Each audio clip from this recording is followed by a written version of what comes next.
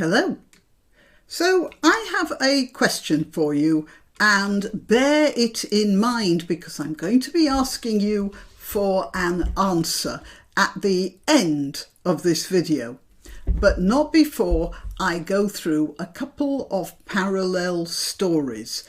And the question will be this: is a pony more important than a teenage girl, or rather a girl between the age of about 11 to about 16?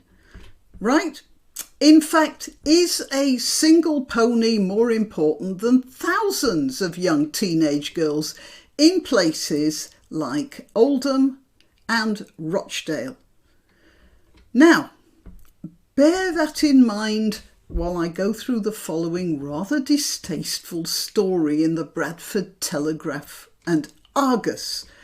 We see here a picture of Bradford Crown Court and another picture of a pony, which the Bradford Telegraph and Argus is at some pains to point out is a file picture of a pony, no doubt to spare the blushes of the original victim.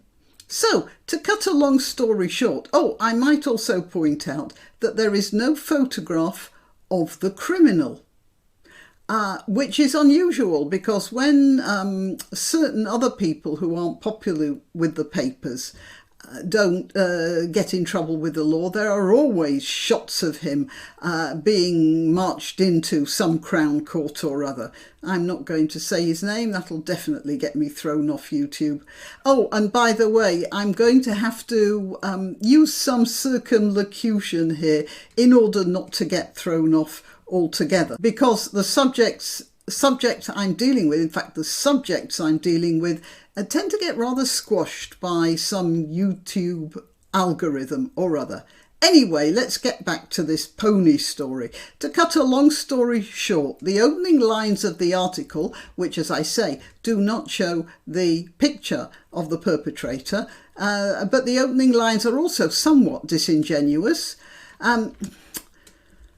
Okay, how am I going to put this? By the way, yeah, I won't be monetizing this. There's just no way. Even if I circumlocute, they won't take any advertising for this. So if you want to help out by buying me a coffee or becoming a regular subscriber, the links are in the description and I'd appreciate anything you do for me. Meanwhile, I shall have to read this, as I say, in a somewhat roundabout way. Right, it says here that a man has been jailed for getting more affectionate with a pony than would normally considered socially acceptable in polite company. And he did this, it says here, while high on drink and drugs. And that's not true. Because much further down, you see, when a newspaper wants to hide something, it puts it lower down at a point where the casual reader wouldn't get that far. It's made very clear that there'd been a considerable amount of planning in the deed. In August 2018, the pony's owners became concerned about things found in the horse's field shelter.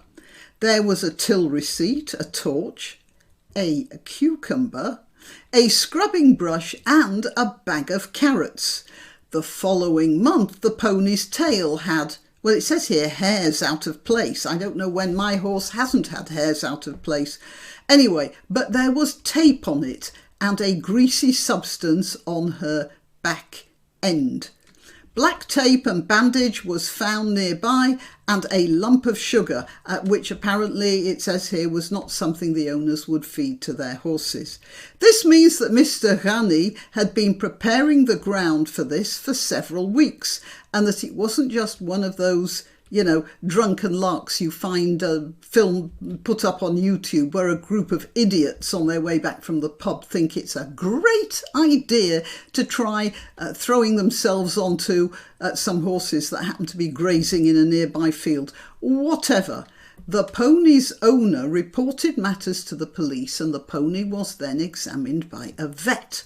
And then it says here, DNA was a match for Granny. They found DNA. How delicately put. It wasn't DNA they found, it was something else, which happened to have DNA in it.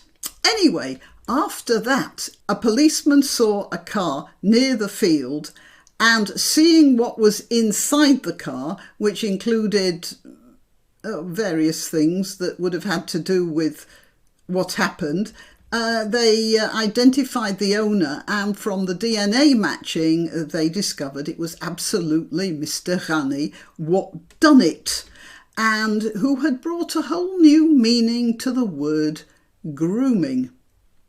Granny denied it all, and the police threw considerable resources into making sure he came to justice, which he did 4 years and a lot of fighting later. I'm sure we'll all be saying, good for them. The police, at last, have pursued an awkward and distasteful case to the very end, and justice has been done. Is that cause for celebration?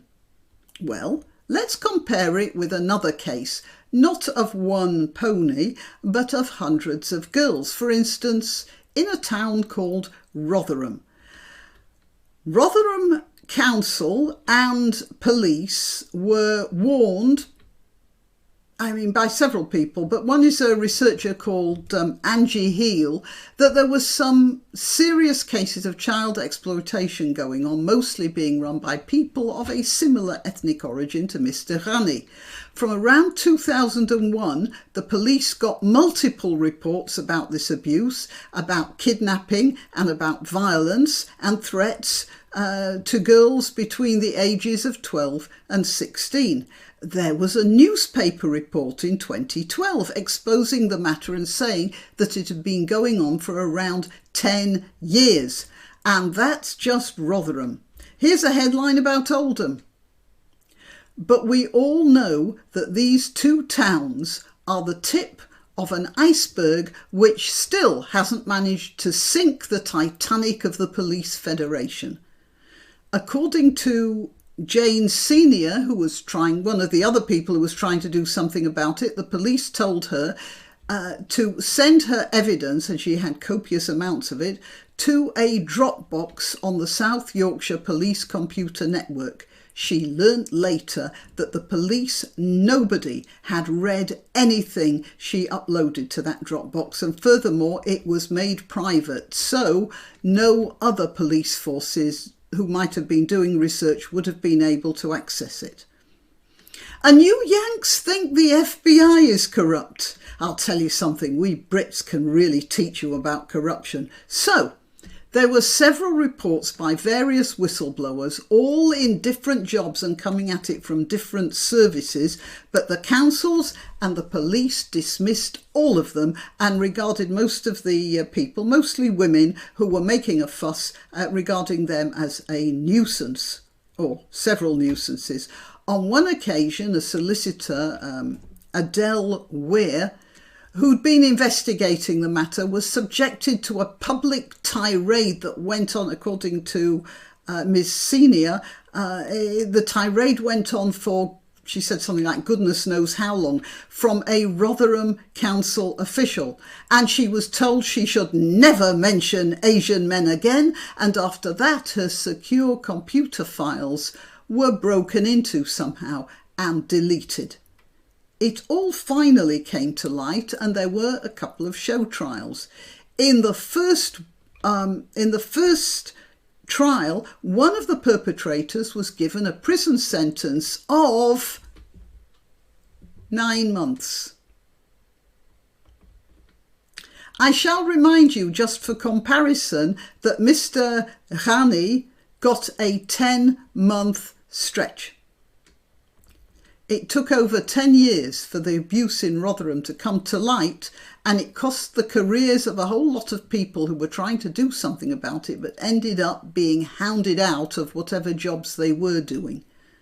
And when the cases finally did get dragged, kicking and screaming, into the courts, one of the abusers got 9 months.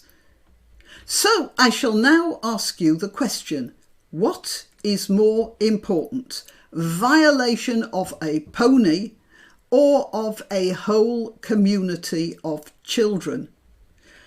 Well, looking at the speed with which the police responded to the case of the pony, I don't think we have to ponder much about that, do we? And that's the story in a nutshell. I'm Granniopteryx. I'm to be found on YouTube, Rumble, BitChute and Minds. Please click the like, share and subscribe. And if you have subscribed, check your subscription because YouTube keeps dropping them. So like, share, subscribe, contribute to the channel if you can. But yeah, liking, sharing and subscribing is a good contribution too. Remember that. All right, till next time. Why not treat yourself or a favoured relative or friend to these magnificent examples of merch? The mugs and t-shirts come in the Granniopteryx design or Granbo with a firearm or the more deadly knitting needles. Go to www.granniopteryx.com and whatever platform you're watching this on, please click like, subscribe and share.